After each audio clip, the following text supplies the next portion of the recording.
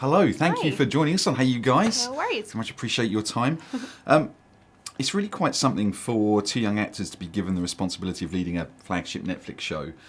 So I was wondering, did you feel that weight, that pressure on you during the shoot? Did you even have time to think about that? Luckily, I didn't, actually. I had a very crazy route into it. I sort of got the part, and then about 10 days later we were filming, so luckily I didn't have a huge amount of time to think about what it might mean, and then once you're in it, and it's an everyday job. You're just sort of getting through the days and hoping to do a good job, I guess. And it's only really now, the more people start asking how I feel about the show coming out and what might happen after, that I'm starting to kind of realise that side of it. But I think you can't take that too seriously. I think at the end of the day, you're an actor. Your job is the filming. Your job is, the day-to-day. This is just sort of a fun extra.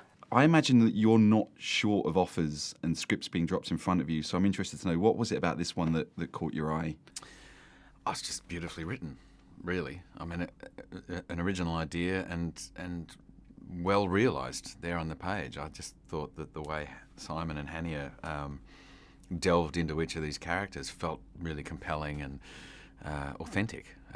Obviously, the whole shape-shifting element was something I had to get my head around. But I got it quite quickly, and I had a great chat with Farron, our director, Farron Blackburn, who really sort of impressed upon me the way in which he wanted to present it and the tone that he was looking for and the style of the show, etc. And, it felt to me that it felt to me the way that it did when I read it, which was that it just really sat in reality, even though we have this extreme and unusual, element, which is shape-shifting.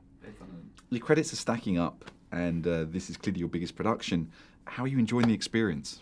I'm loving it. I'm loving it for so many reasons, but I guess, 2 years, take me 2 years back, I, was going to the premiere of Stranger Things and various other Netflix shows, and just being in the audience and just wanting to be a part of this Netflix family. So now, I'm here premiering on the launch, or the eve of the launch of the show is amazing. I'm really grateful for the opportunity, the experience, and I'm just taking it as it comes. Right. What was the genesis for this show? Where did it come from? It came from a beer garden in North London, concisely. Simon, we would meet up quite a lot and just talk ideas. Simon was interested in doing a story about shapeshifters. I was interested in a young couple romance with a challenging female protagonist. We fought and warred about how we'd approach shapeshifting and came up with a bit of a hybrid. Yep. 10 days between being cast and being on set, that's a Yeah. short period of time. How did that come about? I don't know. I mean, I just remember getting a call from my agent saying, can you come in tomorrow morning for a chemistry read? I had auditioned months previously and was working on something else, and so came straight from a set and was all kind of frazzled, and I think got it maybe 2 days later. It was a very whirlwind process. I think they'd had quite a long search to find both the Harry and the June that they were happy with, which, I think they have to do. I mean, I think the show really rests on whether or not these two are believably in love. So I think that was probably, I'm sure for them, worth taking the time over. I'm sure it is really hard work, but I've got to say, some of that show looked like it was a lot of fun to be involved in. It was. Yeah, that's the secret, man. It was good fun. Good cast, really good cast, and just different types of people. It felt like the cast really got under the skin of the characters. Like, as we've discussed with the writers, it's very much a combination of different genres almost. Yeah. But the actors are the people selling it. Absolutely. And you all seem to fully understand your character arcs and what your purposes were. Yeah, and that was because on the day we'd be on the floor. Our director Farron, he's phenomenal, and he's an actor's director. The reason why I say that is because we're on set and it's a collaborative process. And if any actor, if any creative team, that's what you want. You want the ability to find new ideas and new thoughts and share that, and not be afraid to say what you're thinking. And also, upon the shifting aspect, which is sometimes complicated and technical, we'd all understand what that is. We'd rehearse, me and Sorcha, and then the other actors who would then be June would then take her place basically, and we'd all just basically just work out what that scene is going to feel like, look like, and ultimately it's the things that we achieved. They've done an awesome job of marrying up a character-driven story with a supernatural element. I knew nothing about it before I started watching it, so when the shape-shifting started, I was like, oh, okay, I did not know we were going down this road. No, that's right. I think the tone of it feels just like pure drama, very emotional. Obviously we've got this love story between these two, but then there's this whole other sort of strange world that's going on in some island in remote part of Norway. So yeah, it was intriguing when I read it. It felt to me when I was watching it like I was watching, in the best possible way, two different shows that had been combined in a really brilliant way. Great. That must have been a hell of a challenge for you. It was a real challenge, especially when we sort of started bringing in the effects and so on, because we always said to each other, can we take out the supernatural element and it's still a compelling and moving, emotionally grounded show? And that was the challenge, and I hope that we've succeeded. Yeah. And we wanted the supernatural element. We wanted the road movie. Yeah. We wanted the coming of age story, the love story. And when you start bringing all these different elements together, it is tough to balance them, but these are all the things that we like writing about, and we thought if we can get them all in there, great. And use shifting as a lens on the everyday to just magnify the stakes and themes. Yeah. It was exciting. There's a scene where Harry's crying on the phone to his mum, and it reminded us that there's a stoic, dependable character here who is ultimately just a vulnerable boy. Yeah. And he's learning as he goes. Yeah. That must be really juicy stuff for you. It is, and it's because playing a young character, sometimes it's very easy for those young characters to feel one-dimensional. And when I received the script, when I was reading Harry, I just felt, and I saw all the complexities to his character, and also the fact that he's not this knight in shining armour. Because I feel sometimes even with love, that's what we do, and I don't think that's the truthful aspect of love. I feel like, we're allowed to feel different things, we're allowed to feel different emotions, and also we're allowed to feel the conflicts. And I feel like that's Harry's journey throughout the most of the show, is that he's struggling to accept this condition that June has, and ultimately he learns about love through his mum. And I think that's so powerful, that it's not this feeling, it's this action. The two of you, the chemistry is immense, and I was wondering if there was a lot of preparation. It doesn't sound like you had a huge amount of time, but to hit the ground running, it's an established relationship by the time the show starts. Yeah. How did that happen? How did you two It's tough. create I mean, that? I think in any situation like that, when you're meeting someone for the first time and then very quickly need to be madly in love with them, it's difficult. We did quite a lot of sort of talking together to kind of build up as much of their backstory as we could. We sort of tried to figure out as much of their relationship pre-series as we could, so we were both on the same page about where they're at when we first meet them. But I think most of it was just sort of getting to know each other over the 7 months and kind of developing that relationship. You've played heroes and villains quite clearly delineated, but I'd argue your greatest performances are when you're in that grey area, and Leonard Shelby springs to mind. Is that more of a challenge for you, or does it make it easier when there's so much ambiguity involved? Well, it's not so much about easier or more difficult. It's what I'm drawn to more, I suppose. I guess something's more difficult if it's too simple. If it's too one-dimensional. If it's complex and three-dimensional and kind of ambiguous and yet everything feels sort of authentic and sort of slightly contradictory, that's fascinating to me. And the beauty about any character like that, and in conjunction with how you make a film, is that you're doing it piece by piece by piece by piece. So you really can kind of go, well, maybe in this scene we'll show a little bit more of this, but then by this scene that's kind of gone. This character's suddenly become aware of something, so he's then trying to hide that. And then by this scene it's coming back out again and he had no control of it because of this particular situation. And I think, for me, I'm always more interested in characters that are affected by what's going on around them rather than necessarily being in control. There's something really interesting about a character, about a person trying to be in control, trying to express their identity, trying to sort of suggest who they really are, and yet you can completely see through them and you can see that it's insecurity and it's kind of fear that's sort of driving them. So that stuff's always interesting to play to me. That process, that writing process, I find that fascinating. How do you balance that? What is your process? Is it Post-its on the wall? Do you have a big whiteboard? I mean, how do you do it? Never together. Really? Never Yeah. together. We Never, talk never story. seen in the same room until now. Till now, we talk story and explore that together and do that sort of process, Yeah. and then we sort of write separately. But We have had rooms bristling with post-it notes. Yeah. We have been with our script have, team yeah. with rooms Yeah. papered in, whiteboards and storyline things. And then we've also just kind of sat and drunk a lot of beer and sort of waxed lyrical about the show and just found bits of the story there. Yeah. So it's an ongoing process, Yeah. but it's a very collaborative one. Yeah. And then we squirrel away and write our own episodes. Yeah. I'm assuming you must have had a bond coming out of this show.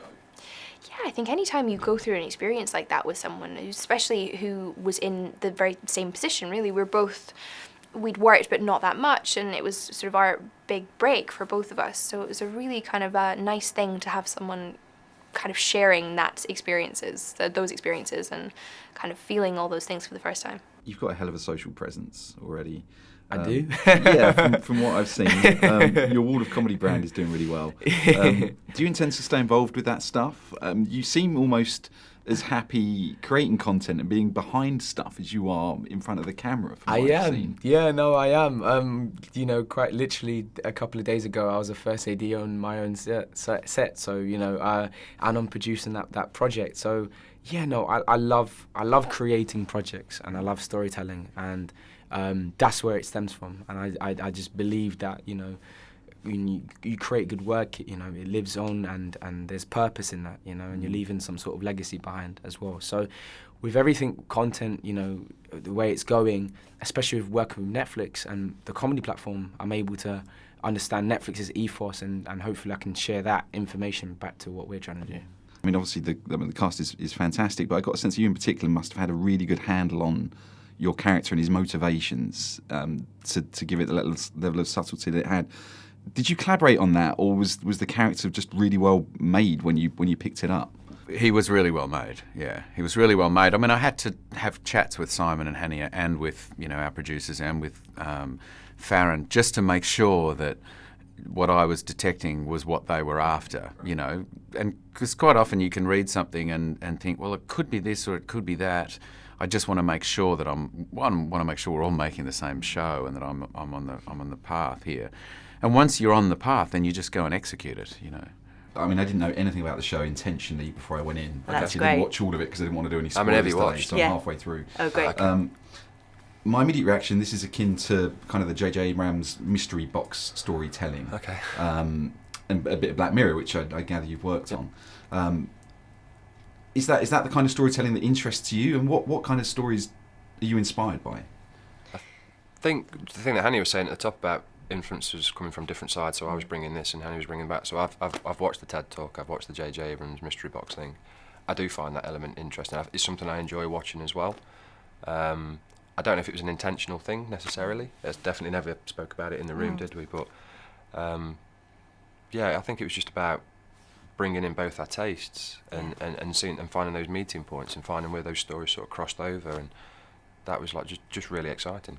Yeah. I struggle with a lot of British dramas for a variety of reasons, but mainly because I find acting is really similar across the board.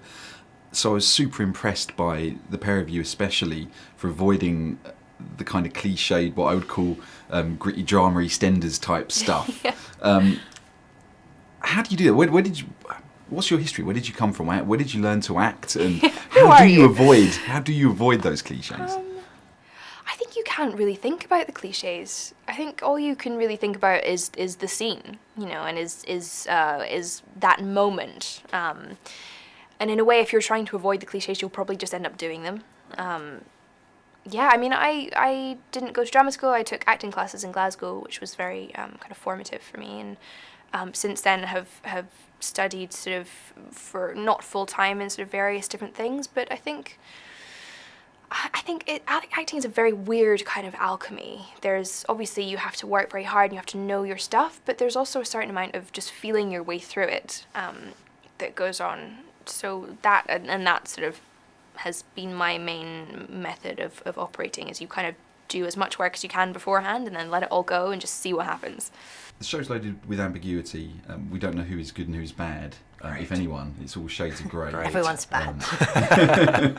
And that's rare to find in modern day storytelling, particularly in the age of Marvel. Yeah.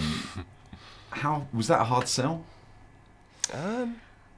don't know if it was a hard sell. It was hard to find to make it land, I think, Yeah, sometimes. it was hard to, as you say, sort of find the balance of it, because you want threat, but you want to understand why everyone's Where the doing what they're threat's coming doing, from. because, as you say, it's not a kind of a massive sort of superhero kind of piece. It's quite a sensitive, emotional, engaged piece. So you can't just have baddies marching around, but there has to be genuine, stakes and obstacles.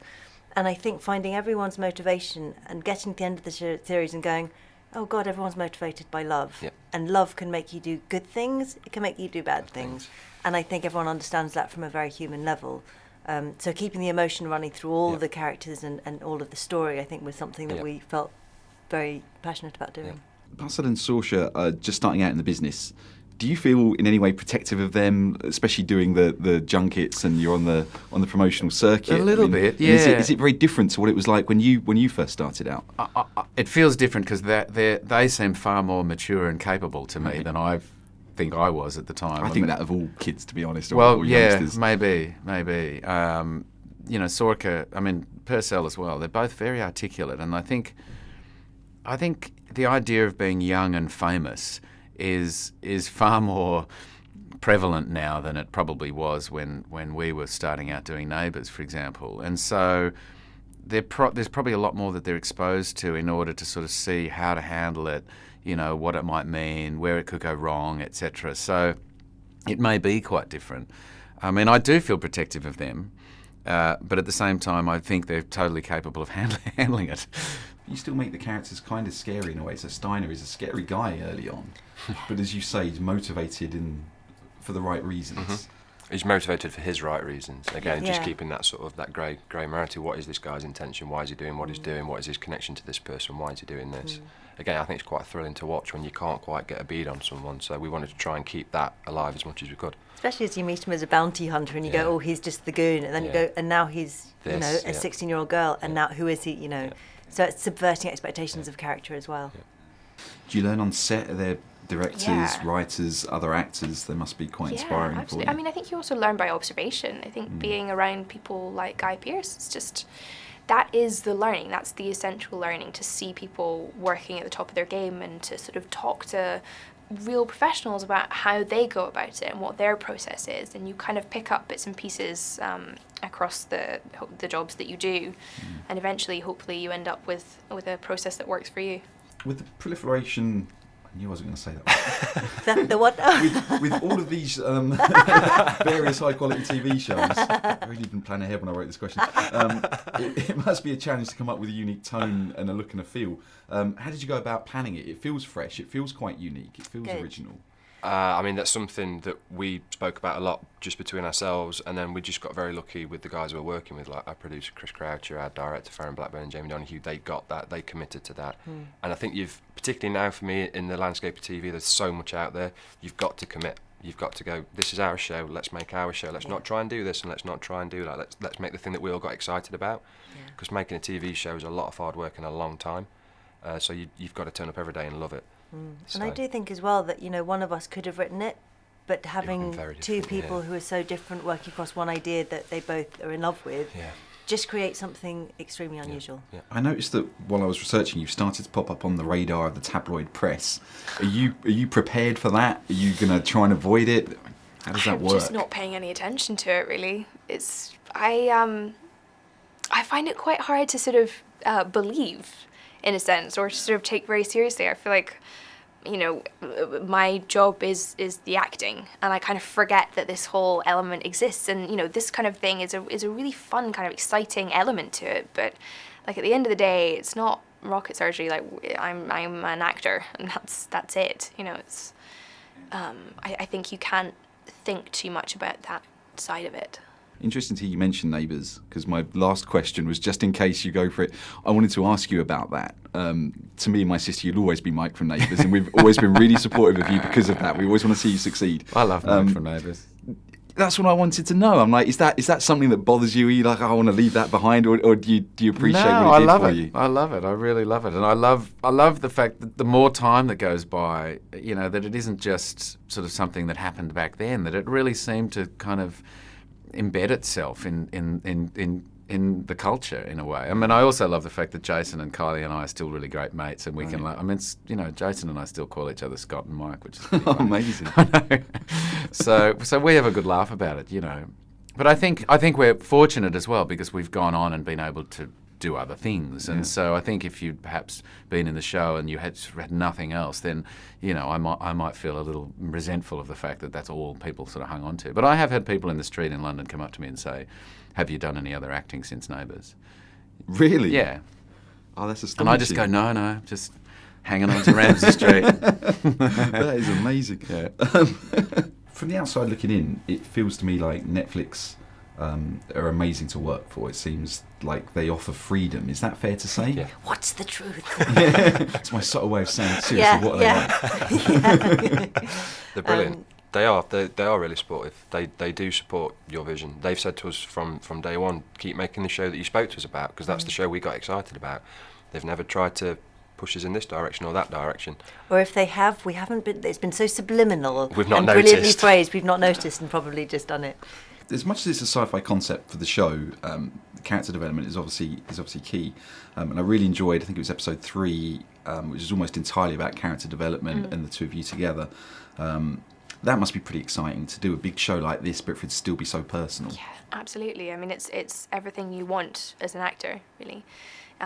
You know, the journey that not only my character but all of these people go on is incredible. You know, they're hugely different people at the beginning than they are at the end. And I think it's unusual for a sci-fi type show to really take the time to build that groundwork, to sort of lay the sort of crumbs for the audience in that way. And I think Simon and Hania are brilliant writers, and they've done that really well. They've given these characters space to sort of be fleshed out and to figure out who they are, and they've given an audience time to really get to know them, I think.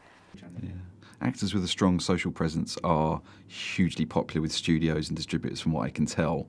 So it feels like that's a good tactic to keep that stuff up. I mean, I wouldn't call it a tactic, but I guess, you know, I think it's just nice that people are able to just go on the journey with me. I literally just post anything on Instagram and just how I feel, my memories in my day to day, and people are able to just see that and feel like they're on the same journey with me.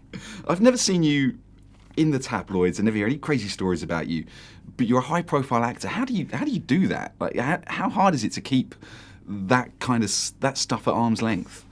Well, I don't know. I mean, I've had little forays into the tabloids, but generally, I suppose I'm not. You know, I'm a pretty quiet. I mean, I lead a pretty sort of private, quiet life, I guess. So there's not much of a life that people can kind of come chasing after that's that exciting, I guess. It's a good cover story. I can see why it works. Yeah. You know, since going out with Carice and having a baby now, you know, we've had a few more paparazzi chasing me around the streets than I've had in my life in the past. So that's a pain in the bum, to be honest. But, you know, generally, yeah, I don't know. You know, I'm not out there kind of, you know, getting too messed up. What's next? What's next is just the focus is all on the launch right now. Like, you know, I'm not really thinking past Friday right now, the 24th of August. I'm just like, all my energy is on this, and whatever happens after that, you know, I'm just going to just take it as it comes, and yeah. I'm pretty sure the reaction's going to be extremely positive, so Thank you, man. You should be looking forward to it. Thank you so much, man. Excellent Thank stuff. you. Thanks for your time. Thank you. Cheers. Thank you. Ladies and gentlemen, you're watching Hey You Guys! Hey You Guys, huh? Hey You Guys. Is that from the Goonies? It is indeed, yes. Nice. Hey You Guys!